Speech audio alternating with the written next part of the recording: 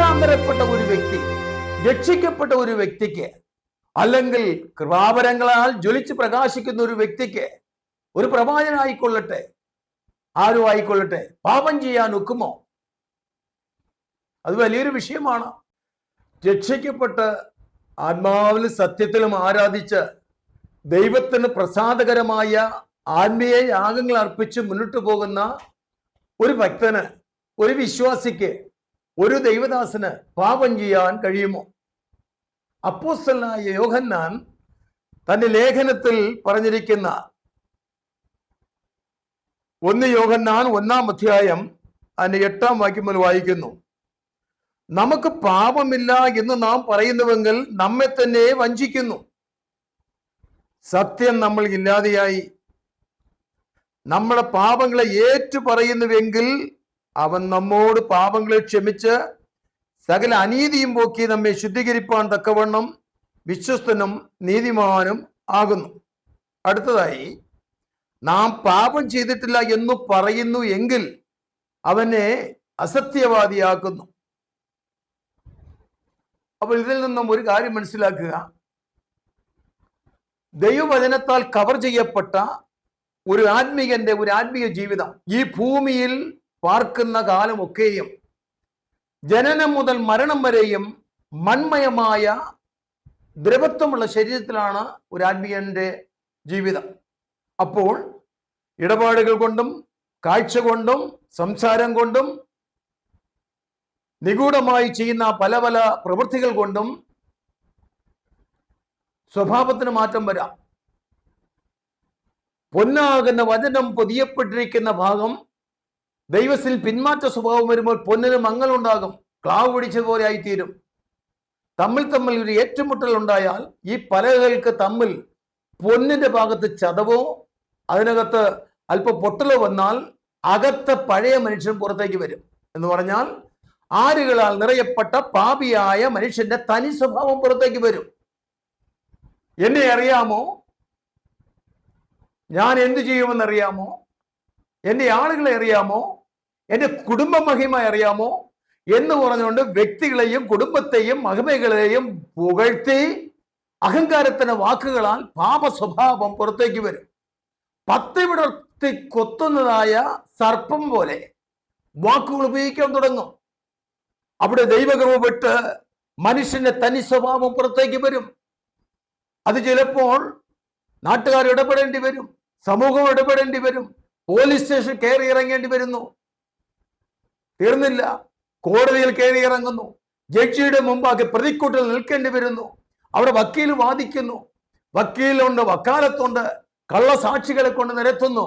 ഈ വിധമായ സ്വഭാവങ്ങൾ മുഴുവനും പഴയ മനുഷ്യന്റെ പാപ സ്വഭാവത്തെയാണ് കാണിക്കുന്നത്. ഒരു ആത്മീയന് പാപം ചെയ്യാൻ കഴിയുമോ? എത്ര ആത്മീയ ക്രൈസ്തവ സംഘടനകളുടെ ഉന്നതന്മാരായ നേതാക്കന്മാർ, നമ്മൾ അഭിമാനിക്കുന്ന ബഹുമാനിക്കുന്ന ഉന്നതന്മാർ തന്നെ പലരും ജീവിതത്തിന്റെ അനേക ഘട്ടങ്ങളിൽ ഈ നിയമകോടതികളെ അഭയം പ്രാപിക്കേണ്ടി വരുന്നു, പോലീസ് സ്റ്റേഷനിൽ കയറി ഇറങ്ങേണ്ടി വരുന്നു, അതിനുവേണ്ടി പണം ധാരാളമായി ചിലവഴിക്കേണ്ടി വരുന്നു. ഇതെല്ലാം പ്രിയമുള്ളവരെ പഴയ മനുഷ്യനായ കതിരമര സ്വഭാവത്തെ കാണിക്കുക.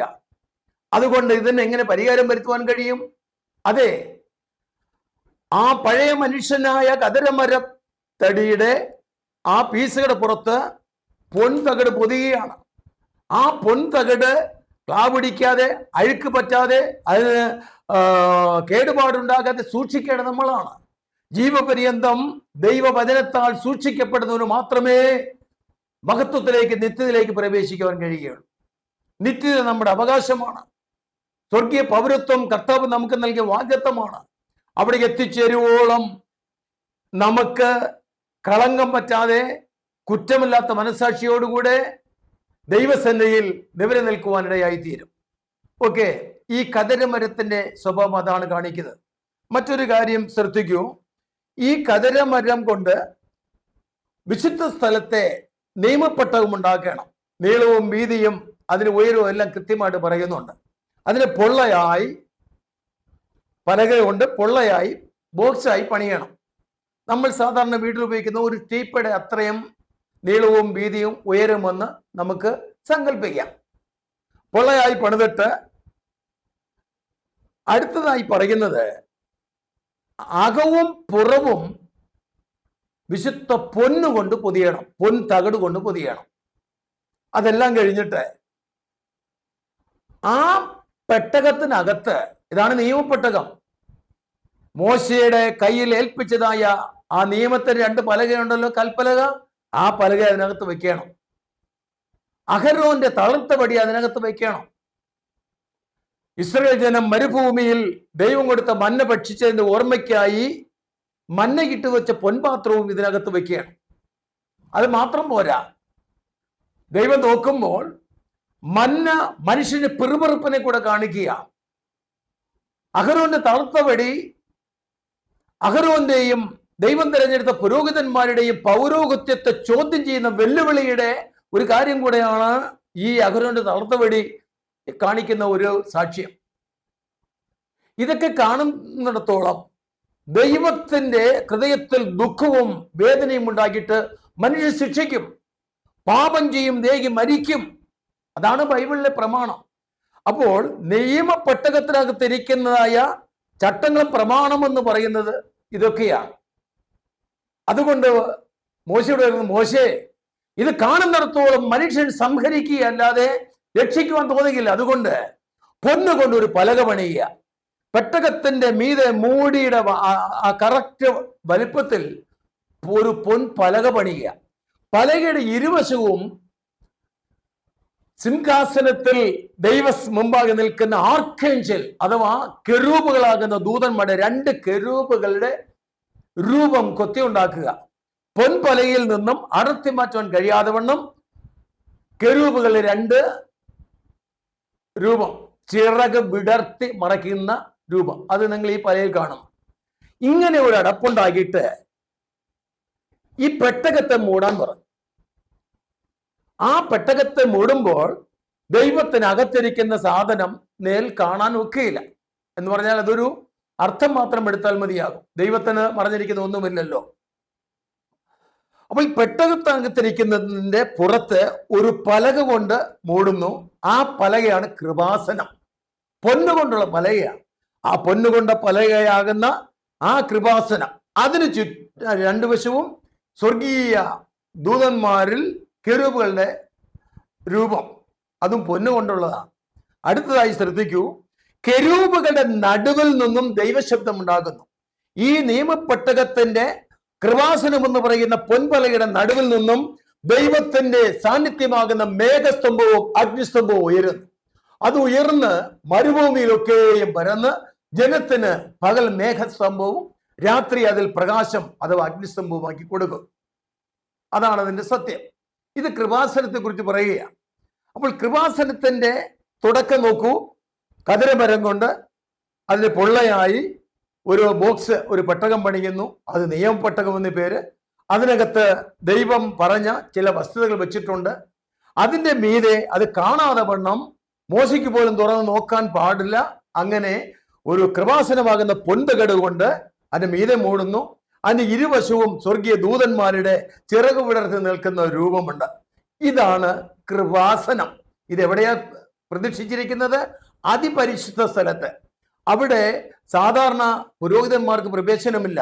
മഹാപുരോഹിതന് 1 വർഷത്തിൽ 1 പ്രാവശ്യം മാത്രം പാപ പരിഹാര ബലിയുടെ രക്തവും കിണ്ണത്തിൽ, പൊൻകിണ്ണത്തിൽ ഒരു കയ്യിൽ ചുവന്നുകൊണ്ട് ഭയത്തോടും വിറയലോടും കൂടെ പ്രാകാരത്തിൽ നിന്ന് വിശുദ്ധ സ്ഥലത്തേക്കും വിശുദ്ധ സ്ഥലത്ത് നിന്ന് അതിപരിശുദ്ധ സ്ഥലത്തേക്ക് ആ തിരശ്ശീല മാറ്റി അവിടെ നിയമപ്പെട്ടതിനടുത്തേക്ക് വരും, ഭയത്തോടും വിറയലോടും. എന്നാൽ യേശുക്രിസ്തുവിന്റെ കാൽവരി ക്രൂശിലെ പരമയാഗത്തോടു കൂടി സംഭവിച്ചത് ഈ തിരശ്ശീല മുകൾ തൊട്ട് അടിയോളം 2ആയി കീറിമാറിയപ്പോഴോ ആരാധകനും ആരാധ്യനും തമ്മിൽ വേർതിരിച്ച് വേർപാടായി നിൽക്കുന്നതായ ആ തിരശ്ശീല 2ആയി കീറിമാറി. അവിടെ അർത്ഥം പറയുന്നു, യേശുക്രിസ്തുവിന്റെ ദേഹം എന്ന തിരശ്ശീല കീറി എന്നാണ്. അത് കീറപ്പെട്ടതിന് ശേഷം സ്തോത്രം, ദൈവം നമുക്ക് നൽകിയിരിക്കുന്ന ആ വലിയ സ്വാതന്ത്ര്യം എന്ന് പറയുന്നത് ധൈര്യത്തോടെ നമുക്ക് കൃപാസനത്തേക്ക് അടുത്തേയല്ല എന്ന് പറഞ്ഞാൽ അർത്ഥം, ആ കൃപാസനത്തേക്ക് മാനസാന്തരപ്പെട്ട് ദൈവജനപ്രകാരം ശുദ്ധീകരിക്കപ്പെട്ട് അവരോട് ചേരുവാൻ വിശ്വാസ സ്നാനം സ്വീകരിച്ച് വേർപാടും വിശുദ്ധിയിലും ജീവിക്കുന്ന ഏതൊരു ദൈവപൈതലിനും ആ കൃപാസനത്തേക്ക് അടുത്തു വരാം. അതേ പ്രിയമുള്ളവരെ, ഈ കൃപായുഗത്തിൽ നമ്മൾ ഭയത്തോടും വിറയലോടും കൂടെ പിന്മാറി നിൽക്കേണ്ടവരല്ല, പിന്മാറി ഒരു മധ്യസ്ഥന് വേണ്ടി കാത്തു നിൽക്കേണ്ടവരല്ല. ഏക മധ്യസ്ഥനായ യേശു ക്രിസ്തുവിന്റെ അടുക്കലേക്ക് ധൈര്യത്തോട് പ്രവേശിക്കാം, ധൈര്യത്തോടെ അവന്റെ അടുക്കലേക്ക് ചെല്ലാം. അവൻ ഏക രക്ഷകനാണ്, ഏക മധ്യസ്ഥനാണ്. അവനൊപ്പം പറയാൻ ഒരാളുമില്ല, അവനെപ്പോൾ ആരാധ്യൻ ആരുമില്ല. ആകാശം കീഴിൽ ഭൂമിയിൽ മനുഷ്യരുടെ ഇടയിൽ നൽകപ്പെട്ട രക്ഷയിൻ മാർഗം, രക്ഷയിൻ നാമം യേശു ക്രിസ്തു മാത്രമാണ്. യേശു ക്രിസ്തുവിൽ കൂടെ മാത്രമേ സ്വർഗത്തിലേക്ക് പ്രവേശനമുള്ളൂ. സ്വർഗത്തിലേക്കുള്ള വഴിയും സത്യവും ജീവനും യേശുവാണ്. ഇന്ന് ആ ദൈവിക ദേശം നമുക്ക് മുഖാമുഖമായി കാണാൻ കഴിയുന്നില്ല. കർത്താവിന്റെ മുഖത്തെ നമ്മൾ കണ്ടിട്ടില്ല, ദൈവത്തിന്റെ രൂപത്തെ നമ്മൾ കണ്ടിട്ടില്ല. എന്നാൽ ഒരു നാൾ ഈ ദൈവസന്നിധിയിലേക്ക് നമ്മൾ എടുത്തുകൊള്ളപ്പെടുമ്പോൾ ദൈവരൂപം നമ്മൾ നേരിൽ കാണും. കർത്താവിന്റെ രൂപത്തോട് നമ്മൾ സാദൃശ്യമുള്ളവരായി തീരും. നമ്മെ സൃഷ്ടിച്ചപ്പോൾ ദൈവസാദൃശ്യത്തിലും സ്വരൂപത്തിലും സൃഷ്ടിച്ചു എന്ന് പറഞ്ഞ അതേ രൂപസാദൃശ്യത്തിൽ നമ്മൾ കർത്താവിനെ മുഖാമുഖമായി കാണും. ദൈവം നമ്മുടെ പിതാവും നാം പുത്രന്മാരുമായിരിക്കും. യേശു ക്രിസ്തു വന്ന ദൈവത്തിന് ഏകജാതനായ രക്ഷകനിൽ കൂടെ നമ്മെ ദത്തുപുത്രന്മാരായി കർത്താവ് തിരഞ്ഞെടുത്തു. ദത്തുപുത്രന്മാരാക്കി തിരഞ്ഞെടുത്ത നമ്മെ സ്വർഗത്തിന്റെ അസൽ പൗരത്വം നൽകി സ്വർഗീയ അവകാശികളായി തീർത്തു. അതിപരിശുദ്ധ സ്ഥലത്ത് സ്ഥാപിച്ചിരിക്കുന്ന നിയമപ്പെട്ടകം അല്ലെങ്കിൽ കൃപാസനം എന്ന വിഷയത്തെക്കുറിച്ച് നമ്മൾ ശ്രദ്ധിക്കുകയായിരുന്നല്ലോ. അതിന്റെ രണ്ടാം ഭാഗമായി ഒരു കാര്യം കൂടി ഇതിനോട് ചേർത്ത് പറയുകയാണ്. ഇതാ നോക്കൂ, ഈ ചാർട്ടിൽ സമാഗമന കൂടാരത്തിന്റെ വിശുദ്ധ സ്ഥലവും അതിപരിശുദ്ധ സ്ഥലവും തമ്മിലുള്ള ഒരു കാഴ്ചയാണ് നിങ്ങൾ കാണുന്നത്. അതിൽ അതിപരിശുദ്ധ സ്ഥലത്ത് ഇതാ കൃപാസനം, അവിടുന്ന് സെഖേന മുകളിലോട്ട് പൊങ്ങുന്നു. അതിന്റെ അളവെന്ന് പറയുന്നത് 10 മുഴം നീളവും വീതിയും ഉയരവുമാണ്, സ്ക്വയറാണ്. ഇതുപോലെ ബൈബിളിന്റെ സമാപ്ത ഗ്രന്ഥമായിരിക്കുന്ന വെളിപ്പാട് പുസ്തകത്തിൽ ഇതാ മനുഷ്യരോടുകൂടെ ദൈവത്തിന്റെ കൂടാരം, സമാഗമന കൂടാരത്തോട് തത്തുല്യമായി ഒരു പ്രയോഗമാണ് അവിടെ പറഞ്ഞിരിക്കുന്നത്. മനുഷ്യരോടുകൂടെ ദൈവത്തിന്റെ കൂടാരം, ആ കൂടാരം സ്ക്വയറാണ്. സ്ക്വയർ എന്ന് പറയുമ്പോൾ വലിപ്പ വ്യത്യാസം സമാന കൂടാരത്തിൽ അതിപരിശുദ്ധ സ്ഥലത്തിന്റെ അളവ് വ്യത്യാസമുണ്ട്, എന്നാൽ സ്ക്വയറാണ്. അതുപോലെ പുതിയ യെരുശലേമിൽ അതിന്റെ അളവിനെ കുറിച്ച് പറഞ്ഞിരിക്കുന്നതും നീളവും വീതിയും ഉയരവും സമമാണ്. അപ്പോൾ ഇത് അങ്ങനെ കമ്പയർ ചെയ്ത് പഠിക്കേണ്ട ഒരു കാര്യമാണ്. ഇവിടെ നീതി വസിക്കുന്ന പുതിയ ആകാശഭൂമിയിൽ ഇറങ്ങി വരുന്ന പുതിയ യെരുശലേമിനെ കുറിച്ചാണ് നിങ്ങൾ ഇപ്പോൾ കേൾക്കുന്നത്. വെളിപ്പാട് പുസ്തകം 3:12 വാക്യത്തിൽ വായിക്കുന്നു, എന്റെ ദൈവത്തിന്റെ പക്കൽ നിന്നും സ്വർഗത്തിൽ നിന്ന് തന്നെ ഇറങ്ങുന്ന പുതിയ യെരുശലേം എന്ന എന്റെ ദൈവത്തിന്റെ നഗരം എന്നാണ് അവിടെ പറഞ്ഞിരിക്കുന്നത്. ദൈവത്തിന്റെ പക്കൽ നിന്നും സ്വർഗത്തിൽ നിന്ന് തന്നെ ഇറങ്ങുന്ന സ്വർഗീയ യെരുശലേം, അനേക ആയിരം ദൂതന്മാരുടെ സർവ്വസംഘങ്ങളും അതിനകത്ത് ഉൾപ്പെട്ടതും പല ഗോപുരങ്ങളോട് കൂടിയതും പല രത്നങ്ങളാൽ 12 രത്നങ്ങളാൽ അലങ്കൃതമായിട്ടുള്ള ഗോപുരങ്ങളോട് പ്രവേശന കവാടത്തോടു കൂടിയ പുതിയ യെരുശലേം, 1200 നാഴിക നീളവും വീതിയും ഉയരവും സമം, 1500 മൈൽ എന്ന് മറ്റൊരു കണക്ക് പറയുന്നു.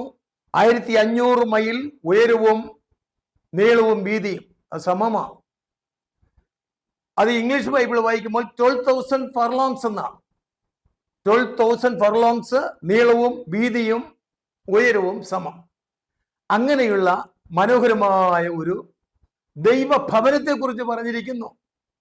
അത് സമാഗമന കൂടാരത്തിന്റെ അതിപരിശുദ്ധ സ്ഥലത്ത് ക്രമീകരിച്ച് ദൈവത്തിന്റെ തിരുനിവാസം, ദൈവത്തിന്റെ നിത്യമായ വാസം, മനുഷ്യനും ദൈവവും ഒന്നായി വസിക്കുന്ന നിത്യതയിലൊരു വാസത്തോളം ബന്ധത്തിൽ അവിടെ കർത്താവ് പറഞ്ഞ ഒരു വാചകം ഇതിനോട് ചേർത്ത് പറഞ്ഞാൽ എന്റെ ദൈവത്തിന്റെ ഭവനം എന്ന. നിങ്ങളുടെ ഹൃദയം കലങ്ങിപ്പോകരുത്. എന്നിൽ വിശ്വസിപ്പീൻ, എന്റെ പിതാവിലും വിശ്വസിപ്പീൻ. എന്റെ പിതാവിന്റെ ഭവനത്തിൽ അനേക വാസസ്ഥലങ്ങളുണ്ട്. ആ വാസസ്ഥലമാണ് പുതിയ നിയമത്തിൽ വെളിപ്പാട് പുസ്തകത്തിൽ വെളിപ്പെട്ടു വരുന്ന പുതിയ യെരൂശലേം. അത് ദൈവനിർമ്മിതമായ ഭവനമാണ്. മുത്തുകളാൽ അലങ്കൃതമായ ഭവനമാണ്. സ്വച്ഛ സ്ഫടിക തുല്യമായ തങ്കം കൊണ്ട് അതിൻ്റെ ഭിത്തികളൊക്കെ വാതിലുകളൊക്കെ ഡിസൈൻ ചെയ്തിരിക്കുകയാണ്. സ്വർണ്ണ തെരുവേദികളുള്ളതാണ്. പിതാവായ ദൈവത്തിൻ്റെയും പുത്രന്റെയും സിംഹാസനം സ്ഥാപിച്ചിരിക്കുന്നു. ആ സിംഹാസനത്തിന്റെ താഴ്വരയിൽ നിന്നും ജീവജല നദികൾ ഒഴുകുകയാണ്. ജീവജല നദിയുടെ ഇരുവശത്തും 12 വിധ ഫലം കായ്ക്കുന്ന അതാത് മാസം കൃത്യമായി വ്യത്യസ്ത വെറൈറ്റികൾ ഉള്ള ഫലം കായ്ക്കുന്ന ജീവവൃക്ഷങ്ങളുണ്ട്. എത്ര മനോഹരമായ കാഴ്ച! ജീവജല നദി, അതിൽ ചലിക്കുന്ന പ്രാണികൾ, ജീവവൃക്ഷം, അതുപോലെ നിരവധി കാര്യങ്ങളെ വെളിപ്പെടുത്തുന്ന ഒരു ദൈവ നിർമ്മിതിയാണ് പുതിയ യെരൂശലേം. ഒരു നാൾ നമ്മൾ അവിടെ എത്തിച്ചേരും.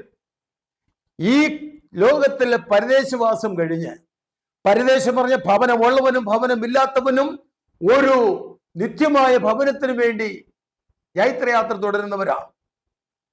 ഇവിടത്തെ സകല കൂടാരങ്ങളും പൊളിയും. മനുഷ്യൻ നിർമ്മിതിയായ ഏത് അമ്പര ചുംബികളായ ബിൽഡിങ്ങുകളും അഗ്നിക്കിരയാകുന്ന ഒരു ദിവസമുണ്ട്.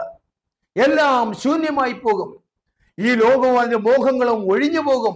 ദൈവേഷ്ടം ചെയ്യുന്നവനോ എന്നേക്കും നിലനിൽക്കുന്ന ഒരു കാലമാണ് ഭാവി നിത്യതയിൽ പറഞ്ഞിരിക്കുന്ന പുതിയ യെരൂശലേം. അതേ പ്രിയമുള്ളവരെ, ആ പുതിയ യെരൂശലേമിലേക്ക് നമ്മൾ എത്തിച്ചേരും. ദൈവത്തിന്റെ തിരുമുഖം അവന്റെ മക്കൾ എന്നുള്ള നിലയിലും ഈ ഭൂമിയിൽ ദാസന്മാർ എന്നുള്ള നിലയിൽ പ്രവർത്തിച്ച നമുക്ക് ആ കർത്താവിന്റെ പൊന്മുഖം നേരിൽ കാണുവാനുള്ള ഭാഗ്യമുണ്ട്. സ്തോത്രം! അതിന്റെ ഉയരം എത്ര വലുതാണ്! ഇംഗ്ലീഷിൽ പറയുമ്പോൾ 2400 കിലോമീറ്റർ ഉയരം, അത്രയും നീളം, അത്രയും വീതിയാണ്. അങ്ങനെ ഒരു ബിൽഡിംഗ് ഈ പ്രപഞ്ചത്തിൽ ആർക്കും സ്വപ്നം കാണുവാൻ കഴിയില്ല. പക്ഷേ ദൈവം അത് തന്റെ ജനത്തിനായി നിത്യ അവകാശമായി, ദൈവഭവനമായി ദൈവം പണിതിരിക്കുന്നു. ഒരു നാൾ നമ്മൾ അവിടെ എത്തിച്ചേരും. കർത്താവിനോടുള്ള ബന്ധത്തിൽ നിത്യമായ വാസം അവിടെ ആരംഭിക്കും. Praise the Lord.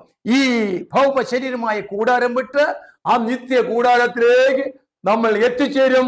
നിത്യ കൂടാരം എന്ന് പറയുന്നുവെങ്കിലും അത് ദൈവത്തിന്റെ നിത്യമായ ഒരു സൗധമാണ്, നമ്മുടെ അവകാശമാണ്. പിതാവും പുത്രനും പരിശുദ്ധാത്മാവും നമ്മൾ ഒരുമിച്ച്, ദൂത സംഘങ്ങൾ ഒരുമിച്ചുള്ള ഒരു വാഴ്ചകാലമാണ്. ഹല്ലേലൂയ! പോകണം ഒരു നാൾ കൂടാരം വിട്ടു നാം പരദേശവാസികളെ, സ്വന്തം വീടുണ്ടക്കരെ നാട്ടിൽ, സ്വന്തം വീടുണ്ടക്കരെ നാട്ടിൽ. സിയോൻ പ്രയാണികളെ നമുക്കേ വാസം, ഏറെ തുമ്പം തന്നിടുമ്പോൾ. സിയോൻ പ്രയാണികളെ നമുക്കേ വാസം, ഏറെ തുമ്പം തന്നിടുമ്പോൾ. മാലില്ല നാട്ടിലെ ആമോദമോർത്താൽ ഹായൊന്തൊരാനന്ദം. ഓ മാലില്ല നാട്ടിലെ ആമോദമോർത്താൽ ഹായൊന്തൊരാനന്ദം. വേണം ഒരു നാൾ കൂടാരം വിട്ടു നാം. അതേ പ്രിയമുള്ളവരെ, ഈ ഭൗമ കൂടാരം വിട്ട് നിത്യമായ കൂടാരത്തിൽ നമ്മൾ ഒരു നാൾ എത്തിച്ചേരും. അതിനുവേണ്ടി ഏവരെയും ദൈവം കാത്തു സൂക്ഷിച്ച് അനുഗ്രഹിക്കുമാറാകട്ടെ. ദൈവിക കൃപ എല്ലാവരുടെ മേലും ഉണ്ടായിരിക്കുമാറാകട്ടെ.